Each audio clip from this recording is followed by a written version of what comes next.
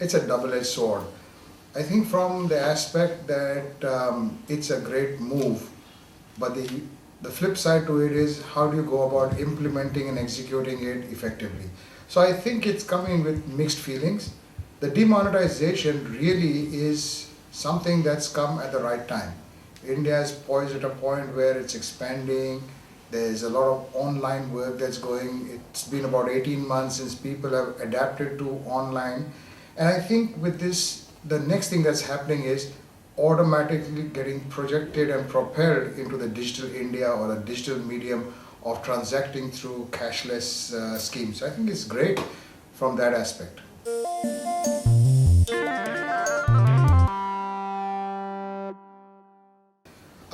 If you look at the fintech industry, for generations, it's been a very, very well managed, monitored and regulated space. RBI has continuously gone ahead and done innovative things to ensure that the consumer as well as the bank is safe. However, one of the aspects that we need to look at very carefully is the fact that 60% of our population is rural. 40% is in urban. Now the fact then is, how do we get those 60% back into our banking system? Because there's a lot that is required for India to progress and won't without these people coming into the mainstream. The Prime Minister has gone ahead with this whole program on inclusion of rural people, and so it's called financial inclusion. However, it's not really progressed the way it should. So there was the Jan Dhan scheme, which was almost like a one-way thing where we got all those people to go ahead and open bank accounts. But then there wasn't any transaction happening, and for that there are many reasons for it. So this whole aspect that we believe is that now we've got financial inclusion really happening, but the banks are really, really challenged on how is it that they're going to protect, how is it that they're going to reach out to the financial inclusion of rural India and be able to provide services that meet their requirements.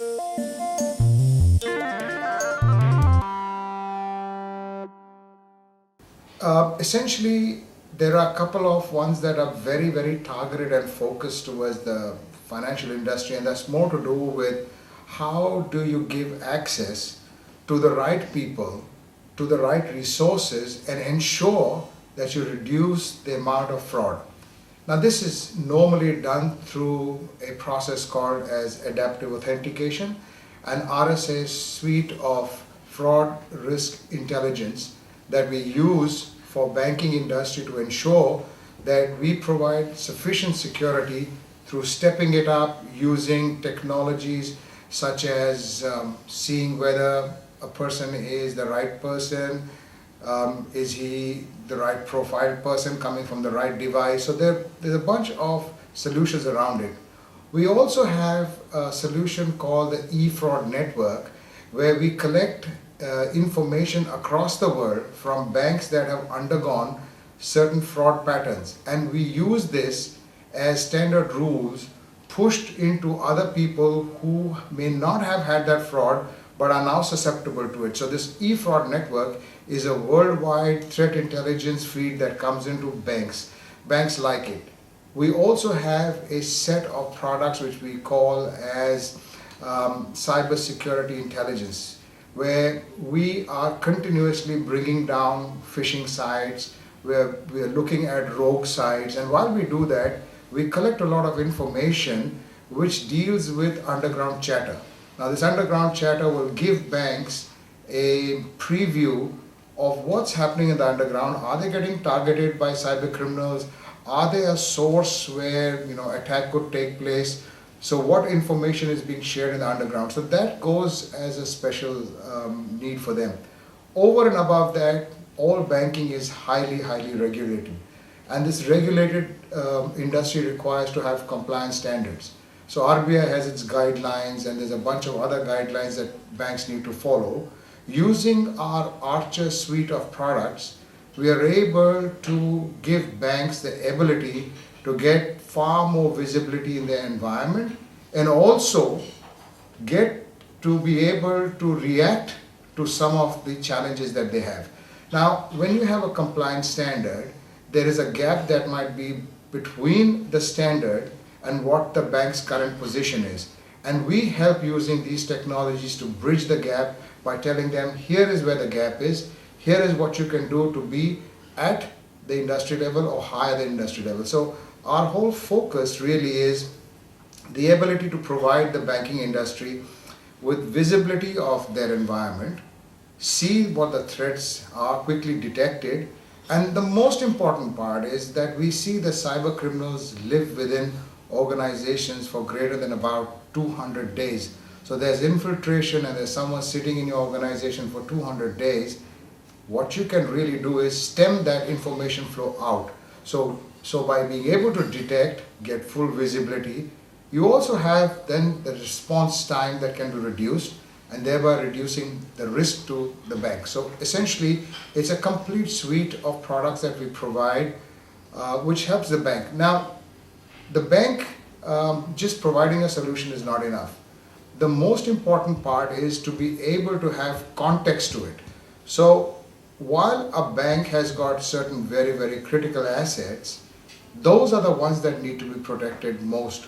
So we are able to help them determine what the impact is on those assets, how that's going to impact their business, how is their business then going to be able to sustain and be able to justify all the investment that's going in to try and get that solution out and help them. So when we have discussions with banks, we're not looking at saying, is this problem of yours I'm solving or is that point problem we're solving? We're saying, what is your business requirement?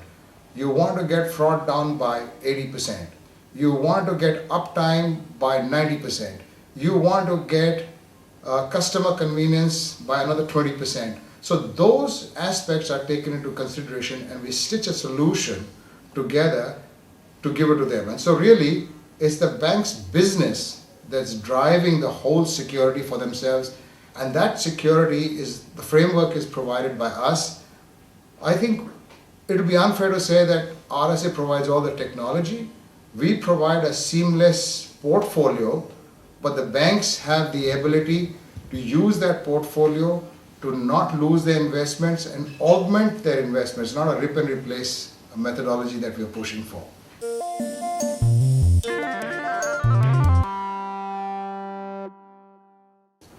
I think this is not a technology issue. It's more, let me put it, it's more like a business issue. If we need to go digital, we really need to get people to understand the fact, where is the risk that they have? What is it that they are contending with?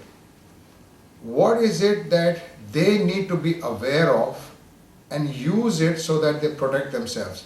So for India to go digital, and that's something that's going to happen very, very quickly, and demonetization is the first step to it. Think of the common man today. He doesn't even get paid his salary.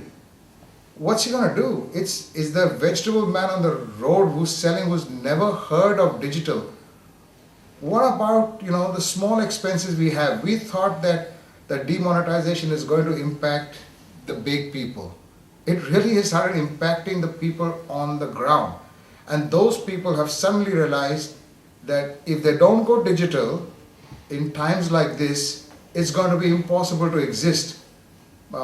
Example, today e-wallet is being used a lot.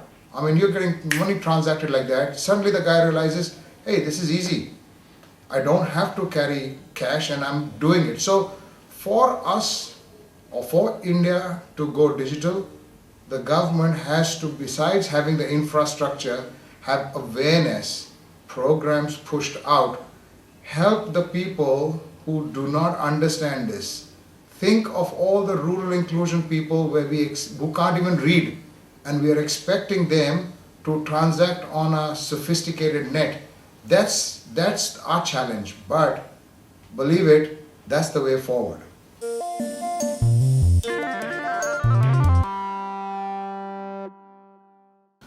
I guess cyber threats remain the same globally.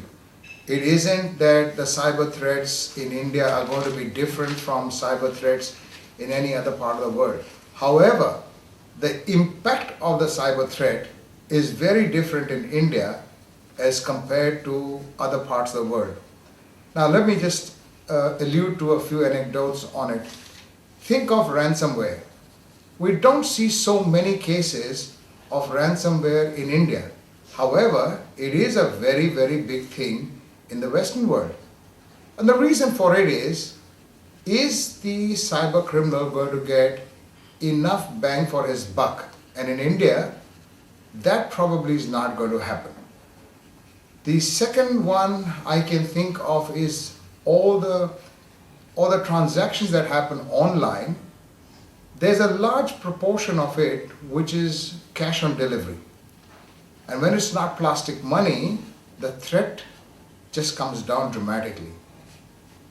A company or all the companies put together would probably not even compare to the size of impact in revenue terms of a large hack or a large attack that takes place. A Target, a Sony, all of those very, very large hacks, the impact is many more times greater than an impact of a hack in India. So I think from that aspect, there is a difference. But from a threat landscape, I don't think it's very different from the rest of the world.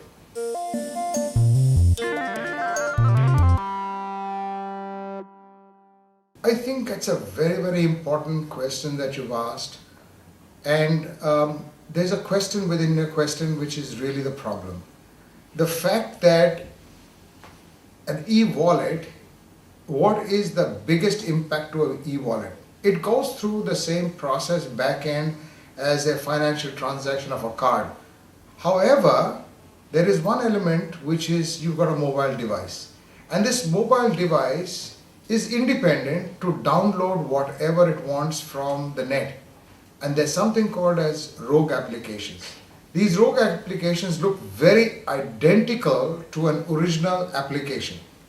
They sometimes even work better than the original application. People are therefore tempted to download it, but really that's a malware and no one's got control over it other than yourself. So how is it that you ensure and say that, okay, this is good and this is bad? Unfortunately, we're living in such a dynamic world and with so many people and with so many standards, it is at this point in time impossible to set up a body that would be able to provide a heterogeneous environment like this an endorsement. So it is a difficult proposition, and as you see, some people prefer iOS over Android just because they believe that there's a bit more scrubbing, there's a bit more due diligence given on the App Store of Apple rather than just going out in the wild and picking up an Android application. So I think what you're saying is something that probably will happen, should happen. However, I'm not sure whether it's there in any form or manner today.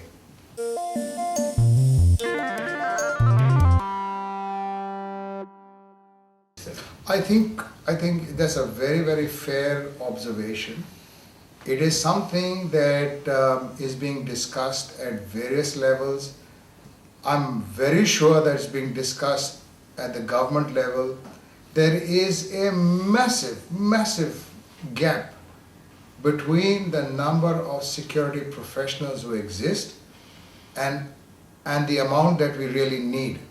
So that gap firstly has to be bridged, and it can't be bridged unless and until there is a concerted effort put into training for security. And security training now needs to be not at a postgraduate level, not as a special skill level, but even at schools. If you think of it, our children or the generation that is going to come after us are born into a digital world. They're not being taught how to use a computer. They're not being taught how to use a digital device. They're just born into it, comes naturally to them. So we have passed the stage of saying, I'm going to give you basic training on the device. That's gone. What is important is the ability for them to discern what's good and what's bad. And then the second part of it is, what is going to be that impact of the bad on individuals? For different individuals, it's different. For a teenager, it's his music and his photographs. For a professional, it is going to be his assets and his financial bit. For an artist or for someone in engineering, it's his drawings. So it's going to be different things that are going to be different importance levels. But at the end of the day, I am with you on saying, let there be more education. It is a concerted effort of the government. It is a concerted effort of vendors like us to provide the content. It's a very difficult task to provide content because it's such a dynamic space and it's changing every day. Content today taken, passed on, is not valid or not relevant 6 months down the line. So it is a tough task, but that's not an excuse to say we shouldn't do it. We definitely should do it as companies, as government, as individuals. I think there is no one strategy that we can follow for it.